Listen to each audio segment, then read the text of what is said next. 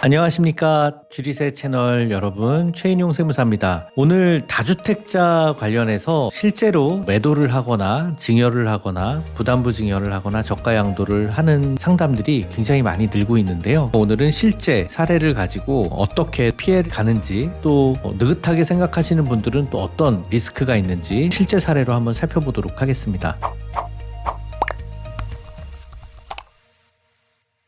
다주택자들이요, 조정지역에 대한 중과세가 8대 문제잖아요. 그래서 조정지역 외에 아파트가 있는데 여기에 대해서 취득세가 중과세 되는 거에 대해서 고민하고 계시는 분들도 계시더라고요. 그래서 조정지역 외의 지역을 먼저 다주택자들이 처분하는 순서가 될 수 있는 그런 부분도 되겠습니다. 그리고 조정지역 내에서는 토지거래 허가 문제가 있는데, 토지거래 허가를 받으려면은 여러 가지 제약이 있기 때문에 부담부 증여나 저가 양수도가 굉장히 제약사항이 있습니다. 그럼에도 불구하고 토지거래 허가를 잘 해나가는 그런 방법도 한번 나눌 수 있도록 할 거고요. 또 나는 다주택자지만 그동안 장기임대사업자로 빠져나가신 분들이 올해 하고 내년에 만기가 많이 도래합니다. 그럴 때 아파트로 장기임대를 하신 분들도 있고 또 다가구로 장기임대를 하신 분들도 있는데, 어떤 경우에 유리하고 불리하고 한 경우를 저희가 한번 보여드릴 거고요. 또 여러 가지 일반 증여를 할 때 유리한 점과 또 종부세 이런 것들이 문제가 되죠. 그래서 향후에 다주택자 대출을 하거나 다주택자에 대한 정책 의지가 확고합니다. 그래서 다주택자에 대해서 이제 대출 문제를 얘기를 하고 있고, 그 다음에는 종합부동산세에 대한 얘기가 나올 겁니다. 여러분, 다주택자분들이 죄인은 아니에요. 왜 다주택자분들이 죄인으로 프레임을 몰아가는지 모르겠는데, 다주택자분들은 경기가 안 좋을 때, 집값이 미분양이 나서 힘들 때 정부의 정책에 의해서 임대사업자로 안내에 따라서 등록하신 분들이 많습니다. 근데 이제 와서 갑자기 정책이 바뀌니까 경우에 따라서 어쩔 때는 미분양 건설 경기를 살리는 그런 도움을 줬다가, 또 어쩔 때는 죄인처럼 몰아가듯이 불이익을 좀 주려고 하는 부분이 있기 때문에, 그런 부분들에 대해서도 한번 잘 준비하실 수 있도록 사례를 말씀드리도록 하겠습니다. 다주택자 세율이 중과세 되는 것들은 여러분들 알고 계시니까 제가 넘어갈게요. 2주택, 3주택 조정지역에 대해서는 2주택은 20%, 3주택은 30%까지 중과세가 되고요. 다주택자분들이 주택상담을 오실 때요, 우선 그 건물이랑 어디에 소재하고 있고 누구의 명의로 돼 있고 이런 내용들을 저희가 받습니다. 그래서 용인에 있는 아파트, 영등포에 있는 아파트, 또 용인에 있는 아파트, 요 세 가지가 있고, 화성에도 다가구 주택이 있고 용인에도 또 다가구 주택이 있는 임대사업자입니다. 이런 것들을 저희가 받으면요, 상담하기 전에 미리 감정평가를 받고요, 그리고 개별 주택 가격을 또 저희가 받습니다. 그래서 어떻게 하는 게 유리할지를 상담이 오시기 전에 저희가 미리 판단을 해드려요. 그래서 영등포는 조정지역이고 용인시 기흥구는 조정지역에서 빠졌습니다. 그래서 조정지역이 아닌 곳에 있는 아파트들을 처분하거나 증여를 하면 요거는 굉장히 유리한 부분일 수 있겠다라고 생각을 저희가 하고요, 상담을 드립니다. 그리고 다가구 주택 같은 경우에는 감정평가 금액은 좀 높을지라도 개별 주택 가격이 6억 정도니까 10억이 안 되는 금액들 같은 경우에는 굳이 감정평가로 신고하지 않더라도 가능한 증여 방법이 있을 수도 있습니다. 그래서 이런 경우에는 조정지역 외에 저가 아파트를 증여하거나 취득세 면에서도 증여할 때도 중과세가 되지 않기 때문에 유리하기 때문에 이런 것들을 먼저 좀 처분을 하시도록 그렇게 순서 면에서도 안내를 드리기도 하고, 또 아파트는 평가 면에서 감정평가를 써야 돼요. 개별 주택 가격을 쓰기가 좀 어렵습니다. 왜냐하면 매매가 빈번하게 나오고 매매 사례가액이 나오기 때문에. 그런데 다가구는 좀 다르죠. 다가구는 똑같이 생긴 게 별로 없단 말이에요. 취득 연도도 다르고. 그렇기 때문에 다가구 주택 같은 경우에는 평가 면에서 개별 주택 가격이 낮으면 그걸 쓸 수가 있습니다. 그러면 요거 가지고 증여를 하거나 이런 상담들을 할 수가 있죠. 그래서 여러분들이 생각할 때 다주택자분들이 나는 주택수가 너무 많아서 이걸 어떻게 해야 될지 모르겠다 하시는 분들도 저희가 볼 때는 방법이 다 있어요. 우선적으로 증여를 해야 될 것, 또 아니면 차후적으로 처분을 해야 될 것, 최종적으로 남겨가야 될 것, 이런 것들을 가지고 여러분들하고 상담을 하다 보면 답이 나옵니다. 그래서 증여를 하는 방법 같은 경우에는 증여세하고 취득세가 문제인데, 여러분들이 취득세 중과세가 되는 부분이 문제가 있어서 취득세 자체를 부모의 주택수로 판단한다는 거. 그래서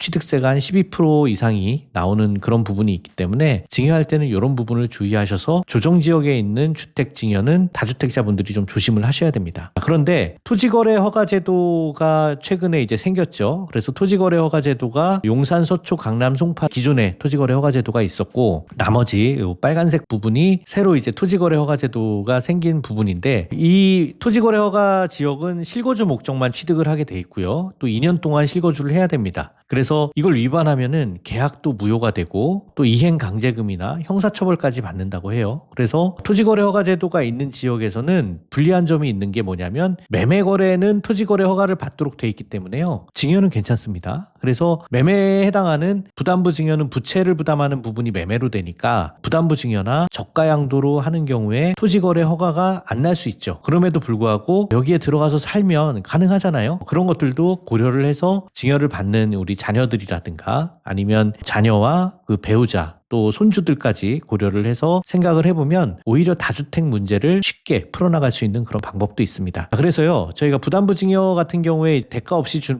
부분이 아까 증여고 채무는 부모가 갚아야 할 채무를 자녀가 대신 갚는 거기 때문에 대가가 있어서 요거는 양도로 본다고 아까 제가 말씀드렸습니다. 그래서 증여 부분은 자녀가 증여세를 내고 양도는 부모가 양도세를 내는데 다주택자 분들 같은 경우에 부담부 증여를 활용하면 유리한 부분이 있습니다. 어떤 부분이 있냐면 거주에 대한 허가 문제가 있기 때문에 증여 부분이 적은 경우에는요 취득세 면에서 유리합니다. 또 채무 부분을 자녀가 승계가 가능하기 때문에 자녀가 어느 정도 능력이 있으면 다주택자 분들도 부담부 증여를 하기가 유리해요. 그리고 자녀분들이 나는 회사에서 어떤 채무가 추가로 나온다라고 하면은 대체 채무를 활용하는 경우에는 또 유리하고요. 다가구 주택 같은 경우에는 거주 자체도 한 호실만 들어가서 살면 되잖아요. 그러니까 다가구 주택 같은 경우에는 거주가 입증이 용이하기 때문에 토지거래 허가 구역에서도 해결을 할 수가 있습니다. 그래서 또 자녀의 부동산과 교환이 가능해서 실질적으로 그쪽으로 들어가는 경우에는 그것도 괜찮다. 자녀 부동산이 비조정 지역에 있는 경우에 오히려 또 유리한 그런 케이스들도 많이 나오고 있습니다. 주의할 때는 자녀가 채무를 승계를 하거나 부담부 증여에서 채무를 상환을 할 텐데 이런 내용을 매년 점검을 할 수가 있으니까 여러분들이 조심을 하셔야 됩니다. 그리고요 일반적으로 저가양수도가 유리한데 물론 토지거래 허가구역에서는 거주하는 그런 문제가 있죠. 근데 토지거래 허가구역에서 거주를 할 때 지금 전세가 껴있어도 혹시 자녀가 무주택자라면 양수도를 해서 줄 수도 있습니다. 2년간 유예해주는 그런 제도가 생겼기 때문에요. 그래서 토지거래 허가구역에서 싸게 얼마로 저가 양수도를 할 수 있느냐, 다주택자는 어떤 주의사항이 있느냐, 이거 가지고 한번 여러 가지 사례들을 해보니까요. 저가 양수도가 유리한 케이스가 있습니다. 일단은 저가 양수도로 30%와 3억까지 싸게 줄 수가 있는데 이거를 배우자가 공동으로 같이 받으면요 6억까지도 싸게 살 수가 있는 거예요. 그러니까 10억대 20억대 미만 아파트들은 저렴하게 저가 양수도로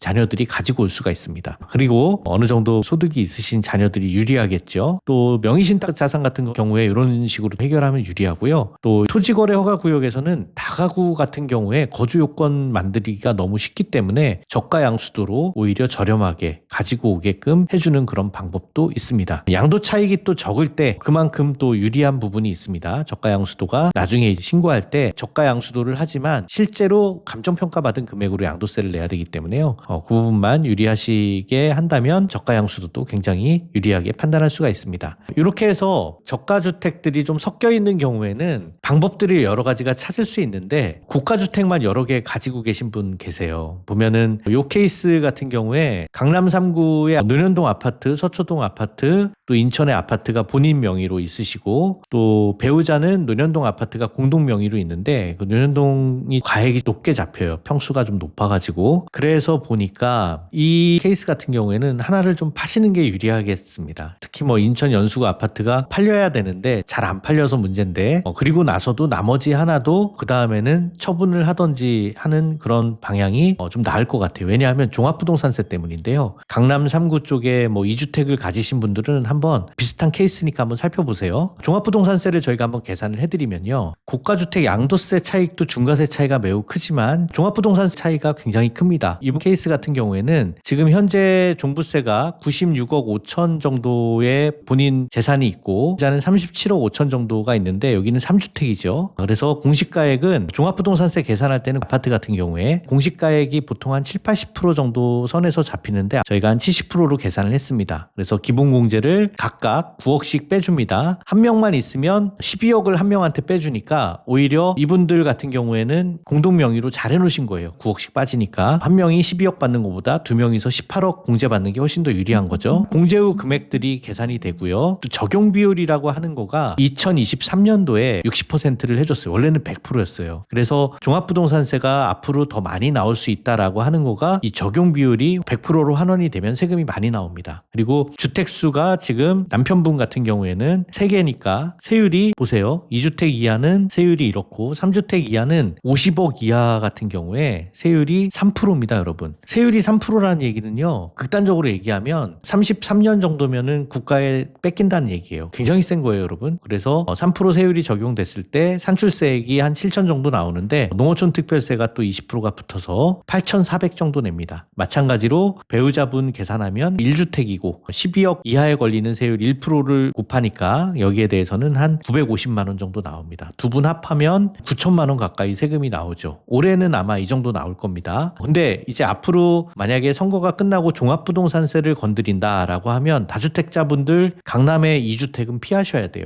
일단은 올해도 1억 가까이 세금을 내는 거니까 1억 정도야 뭐 내지 소득이 많으신 분들도 이게 5년 동안 5억 낼 생각을 하셔야 돼요. 1년에 1억이 아닙니다. 근데 내년엔 더 커질 수도 있다라는 얘기죠. 만약에 환원이 됐을 때 고가주택의 종부세를 저희가 한번 계산을 해보면요. 적용 비율하고 세율이 달라집니다. 여러분 무시무시하죠? 일단 적용 비율이 58억 그대로 적용이 되는 거예요. 아까는 60% 공제를 해줬는데 그리고 1주택이신 분도 17억 2,500 그대로 적용이 되기 때문에 이게 100%로 들어가고요. 주택수에 따라서 세율이 이렇게 적용됩니다. 여러분 보시면요. 3주택 같은 경우에 금액 자체가 50억 초과되는 부분이 최대 5%까지 걸리고요. 세금으로 저희가 계산을 해보니까 2억 4,100입니다. 배우자 같은 경우에도 1.6% 세율에 걸리니까 1,980만 원 해서 2,300만 원 정도 내요. 두 분이 합해서 2억 7천을 내야 돼요. 근데 이게 종부세는 매년 내는 세금이잖아요. 그리고 집값도 점점 올라갈 수 있죠. 그러면 세금이 매년 2억 7천 3억 가까이씩 5년을 낸다고 하면은요 15억 가까운 세금을 내셔야 되는 겁니다. 그러면 다주택자분들이 계속해서 다주택을 유지하기가 좀 힘들죠. 종부세는 한 번만 내는 게 아니라 5년 정도를 두고서 여러분들이 판단을 하셔야 된다라는 거. 그래서 다주택자분들 같은 경우에 고가주택이 있으신 분들은 이거를 정리하시는 것이 유리합니다. 1주택으로 가서 장기보유공제라든가 아니면 고령자 공제 이런 것들을 받으시는 방향으로 많이 가시는 편이에요. 일단은 대통령이 워낙 정책의 의지가 확실하고 있기 때문에 우리 주택임대사업자가 경제가 어려운 시기에는 미분양 해소책의 역할을 하시던 산업 역군이었는데 부동산 가격 상승 시에는 다주택자로서 낙인을 찍는 그런 지금 현재 상황이 됐습니다. 상황이 어쨌든 우리는 세금을 적게 내야 되는데 초점을 두고자 한다면 현재 다주택자분들이